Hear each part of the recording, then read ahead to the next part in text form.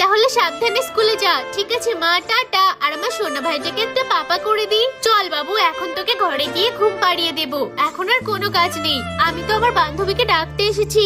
এই বান্ধবী, এ বাবা এখনই চলে আসলো। আরে হরেন দিচ্ছি তাও কি শুনতে পাচ্ছে না? আরে এদিকে তো আমার ছেলেটা উঠে যাবে। যাই আমি ঘরে ঢুকে দেখে আসি। আরে এটা কি সুন্দর, একটা জোরে করে লাথি মেরে দেবো। আমার বাবুটা মনে হয় এবার উঠে যাবে। কি জোরে জোরে আওয়াজ করছে। এই সুইচটাকে আমি অন অফ করবো। আরে ও কি পাগল হয়ে গেল?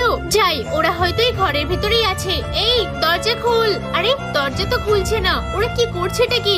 আমি বরং ঘরে ঢুকে পড়ি। এখন তো কাউকেই দেখতে পাচ্ছি না। এই বাচ্চাদের খেলনাটা কত সুন্দর, আমি এটাকে বাজাবো। আরে আবার আওয়াজ করছে। এবার বোধহয় আমার ছেলেটা উঠেই গেল। ইয়ে কি মজা পেলাম। এবার যাই, ওরা কি করছে দেখি তো।